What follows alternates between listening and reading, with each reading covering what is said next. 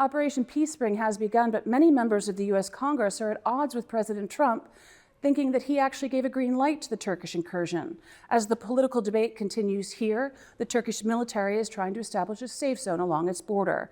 I'm sitting down with Serdar Kilic, Turkey's ambassador to the U.S. I'm Courtney Kealy, and this is One-on-One Express. Thank you for joining us. So our first question is, there have been conflicting messages from the U.S. government. How is Turkey perceiving these messages? Well, first, thanks for having me. And you are right, there are conflicting messages. I feel that there is a confusion as far as what we intend to do. I have tried to make it clear, our authorities at all levels actually, tried to make it clear that we have clear ambitions. We would like to ensure the safety and security of the Turkish people and Turkish territories.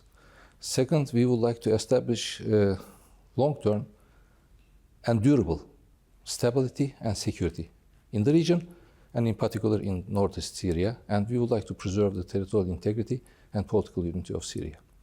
That's all. We don't have an ambition on an inch of Syrian territory. And we are trying to convey that message, and unfortunately I feel that there is confusion in that regard. Even confusion on the part of high-calibered politicians like Senator Graham. He's a very good friend, and he's a friend of Turkey, and he is cognizant of all developments in Syria, and he knows what YPG-PYD is and what it stands for, and he knows the difference between the Kurds and the YPG-PYD. We don't have any problem with the Kurds. We have 300,000 Kurds in Turkey, and we are trying to bring security and stability to the Kurds in Syria as well.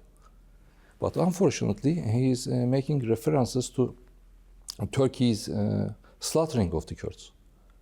Totally unacceptable claim, and cannot be substantiated. And he's referring to the Kurds, the YPG-PYD, as the greatest ally of United States. So you are leaving Turkey aside and you are referring to a terrorist organization, and you know that it's a terrorist organization. You have publicly made your comments in that regard at the Senate hearing in April 2016, that there is no difference between YPG-PYD and PKK, but yet you are referring to the terrorist organization as the key ally of the United States. Well, you referred to Lindsey Graham as a friend, but Senator Graham has introduced a bipartisan bill. They're drafting it now with severe sanctions against Turkey. Do you think that's rhetoric? Do you think it's actually going to happen? And if so, how will Turkey respond? Well, I hope it's not going to happen. I hope at the end of the day the common sense will prevail, and I hope Senator Graham will come to his senses, and he will realize what kind of a damage he is doing to Turkish-American relations.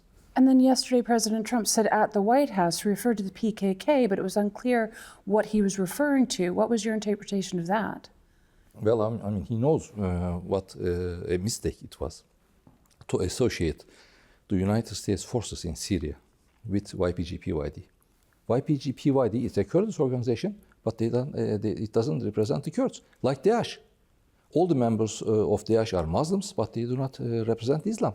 So, I mean, our fight against terrorist organizations, PKK, YPG, PYD, has nothing to do with the Kurdish people in general. Can you tell us what you think the relationship and what the Kurds in the region think of the YPG and what you hear about that? When you claim that Turkey is against the Kurds in the region, you are turning a blind eye to the fact that we have 300,000 Kurds in Turkey that escaped from the Kobani area, from the atrocities of Daesh, and from the oppression of YPG-PYD.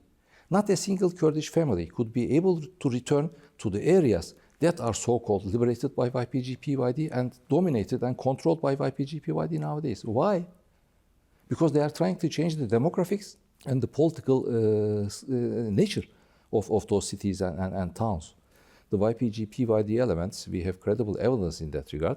They freed certain Daesh militants and they let them cross the border into Turkey to conduct operations or terrorist attacks against the Turkish people. And how would you like the U.S.-Turkish relations to look in the near future?